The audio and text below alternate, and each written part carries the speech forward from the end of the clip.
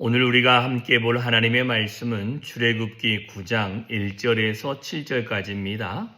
출애굽기 9장 1절에서 7절까지 있는 말씀 같이 읽습니다. 시작. 여호와께서 모세에게 이르시되 바로에게 들어가서 그에게 이르라. 히브리 사람의 하나님 여호와께서 말씀하시기를 내 백성을 보내라. 그들이 나를 섬길 것이니라. 내가 만일 보내기를 거절하고 억지로 잡아두면 여호와의 손이 들에 있는 내 가축 곧 말과 나귀와 낙타와 소와 양에게 더하리니 심한 돌림병이 있을 것이며 여호와가 이스라엘 가축과 애굽의 가축을 구별하리니 이스라엘 자손에게 속한 것은 하나도 죽지 아니하리라 하셨다 하라 하시고 여호와께서 기한을 정하여 이르시되 여호와가 내일 이 땅에서 이 일을 행하리라 하시더니 이튿날에 여호와께서 이 일을 행하시니 애굽의 모든 가축은 죽었으나 이스라엘 자손의 가축은 하나도 죽지 아니한지라. 바로가 그 사람을 보내어 본즉 이스라엘 가축은 하나도 죽지 아니하였더라. 그러나 바로의 마음이 완강하여 백성을 보내지 아니하니라. 아멘. 자, 오늘 본문에 보면 다섯 번째 재앙입니다. 근데 이 다섯 번째 재앙은 가축의 죽음입니다. 그런데 이 가축의 죽음이 이후에 있는 사람과 짐승에게 악성종기가 생기는 거 보면 모든 가축은 아닌 것 같습니다. 여기서의 가축의 범위가 정해져 있죠. 뭡니까? 말, 나귀, 낙타, 소, 양. 요거를 제외하고는 조금 다른 것들은 그대로 좀 있었던 것 같습니다. 왜냐하면 뒤에 보면 여섯 번째 재앙에 보면 악성종기가 온 땅의 사람과 짐승에게부터 라고 되어져 있습니다. 그러면 이 가축들을 하는데 하나님이 모세에게 가서 히브리의 하나님 여호와, 히브리의 하나님 여호와, 이제는 히브리 사람들의 하나님이다라고 이제 힘주어 이야기합니다. 그전에는 내 백성 했는데 이제는 히브리가 하나님의 백성이기 때문에 그들의 하나님이라는 표현을 쓰고 그리고는 그들을 내보내라. 그렇지 아니하면 가축이 심한 돌림병으로 죽게 되어질 것이다 라고 이야기를 합니다. 그래서 심한 돌림병이 일어서 죽게 되어지는데 뭐라고 얘기냐면 4절에 이스라엘의 가축과 애굽의 가축을 구별할 것이다. 그래서 죽는 것이 있으나 죽지 아니한 것이 분명히 있을 것이다 라고 이야기하면서 그래서 이스라엘 자손에게 속한 것은 하나도 죽지 않게 되어진다 라고 분명히 말씀하고 있습니다. 그리고는 하나님께서 기한을 정해서 이튿날 그날부터 시작을 하시는데 바로가 어떤 일을 하냐면 7절에 사람을 보내어서 본즉 이스라엘 가축은 죽어 있는 것은 멀쩡한 걸 보고 본인들의 가축이 죽은 것을 확인하는 작업을 하게 되어집니다. 그래도 불구하고 아직 반밖에 안 왔기 때문에 그의 마음은 완강하여졌다라는 것입니다. 자, 오늘 본문에서 우리가 좀 살펴볼 수 있는 것은 이것입니다. 하나님의 보호의 범위는 하나님의 백성부터 시작해서 하나님의 백성이 함께하는 그 가축들에게도 그와 함께하는 짐승들에게까지도 하나님의 보호와 또한 보존을 하신다라는 것입니다. 그런데 우리 안에 다만 기억해야 될 것은 내가 하나님의 백성이니 내가 아무렇게 살면서도 내게 속한 것들이 다 잘 보존될 것이다 라는 생각은 이것은 큰 실수입니다. 이것이 아닌 하나님의 백성답게 사는 하나님의 백성에게 하나님은 그 백성을 구별하시는 것뿐만 아니라 그의 가축들도 구별하시고 그의 가축들을 구별하시는 것뿐만 아니라 모든 재앙이 임할 때 그 재앙이 그 하나님의 백성의 가축까지도 뛰어 넘어가게 되어지고 보존되게 되어지더라라는 것입니다. 이것은 지금 이 땅에 살아가는 신앙인의 삶에서도 참으로 중요한 영역입니다. 왜 그러냐면 우리가 신앙인답게 하나님의 백성으로 이 땅에 살아간다면 하나님은 세상의 사람들과 저와 여러분을 구분시키실 것입니다. 하나님의 백성은 세상 안에서 구별된 존재입니다.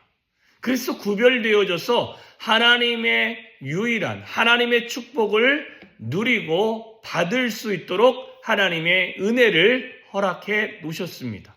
다만 우리가 하나님의 뜻대로 온전하게 살아갈 때 그 은혜가 임하는 거지, 나 예수 믿어요, 교회 다녀요 하면서 하나님의 뜻과 전혀 무관한 생활을 하면 하나님의 구별은 그 가운데 없습니다.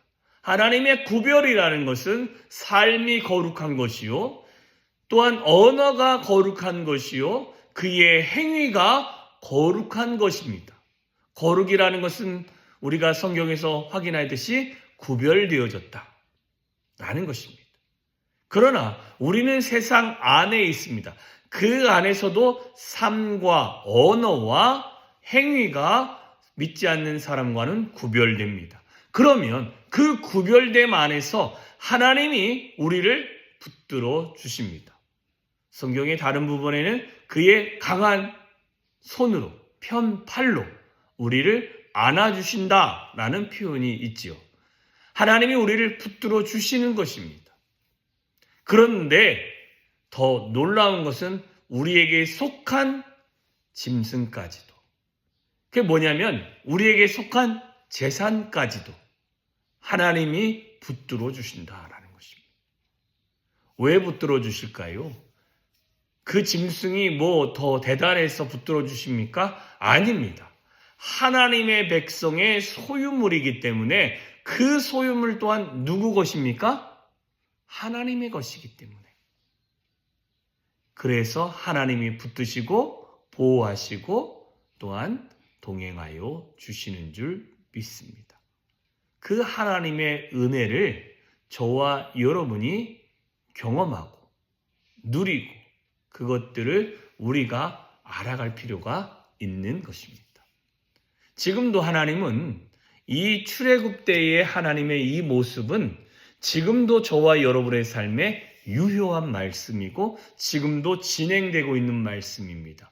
저와 여러분의 삶이 하나님 안에서 구별되어지면 여러분의 자녀를 하나님이 붙잡아 주실 것이고, 뿐만 아니라 여러분의 소유물을 하나님이 붙잡아 주실 것이고, 뿐만 아니라 여러분이 손대는 것도 하나님이 붙잡아 주신다라는 것입니다. 왜 그래요? 우리가 하나님과의 관계가 형성되어져 있기 때문이다 라고 분명히 알려주고 있기 때문에 그렇습니다. 그래서 모든 가축이 죽는다는 소리는 이들에게 먹을 것이 없어지는 것이고, 그죠? 가축 중에 하나는 먹을 것도 되지만 또 한 가지는 그들이 일해야 될 힘이 없어지는 것입니다. 말은 타고 다니는 수단도 있지만 그 지역에서는 일의 수단일 수 있죠. 우리는 소지만, 그죠? 그 다음에 나귀, 이것도 이동의 수단이죠. 낙타, 소, 정말 일의 수단입니다. 양, 음식이죠. 그런데 이것들이 심한 돌림병으로 죽어버리면 재산이 이루어지게 되어지고 뿐만 아니라 그들의 일의 원동력을 무너지게 되어지고 또 여러 가지가 그들에게는 손해에 또 손해를 만들어 내게 되더라라는 것입니다. 여러분, 우리가 구별되이 하나님의 백성답게 살아가 주시면 하나님이 지금도 저와 여러분의 삶을 구별하시고 그 삶에서 우리에게 속한 모든 재산도 하나님이 붙들어 주실 것입니다. 그러니 우리는 하나님의 백성다운 구별을 하며 살아갈 수 있기를 소망합니다. 구별된 건 크게 거룩한 생활을 하는 것부터 시작을 해야 되는데 그거보다 더 쉬운 거는 하나님이 나의 주인입니다. 하나님이 나를 이끄시는 분이십니다. 라는 것의 인정부터 시작했을 때 우리는 하나님의 백성답게 구별되어지고 그분이 보호하시고 동행하시고 붙들어 주시는 은혜를 누리게 되어질 줄 믿습니다. 그런 은혜를 누리시기를 주님의 이름으로 축원합니다. 기도하겠습니다. 참 좋으신 하나님 아버지 감사합니다. 하늘 아버지의 놀라운 은혜가 오늘도 우리의 삶에 차고 넘치기를 소망합니다. 하나님이 하나님의 백성만 구별하고 그들을 보존한 것이 아니라 하나님 우리에게 속한 모든 짐승까지도 구별하시고 보호하시고 동행하여 주셨음에 감사합니다. 하나님 지금도 하나님이 우리를 붙들어 주시고 그런 은혜를 베풀어 주시는 줄 믿습니다. 하나님이여 정말 주를 더 의지하기 위해서 우리의 입술의 고백부터 예수 그리스도가 나의 주인이며 예수 그리스도의 은혜로 말미암아 내가 구원받았으며 예수 그리스도와 함께 오늘 한날을 내가 주 안에서 걸어가기를 소망합니다. 라는 신앙의 고백들이 있게 하여 주시옵소서. 하나님 그런 신앙의 고백으로 구별되어졌을 때 하나님이 내게 속한 재산과 내게 속한 모든 것들을 하나님이 붙들어 주실 줄 믿습니다. 그 하나님을 의지하며 오늘 하루 구별된 생활을 하게 하시고 하나님의 은혜 안에 동행하게 하시고 하나님 은혜 안에서 오늘도 하루하루 주님을 바라볼 수 있는 존귀한 하루 될 수 있도록 주여 함께하여 주시옵소서.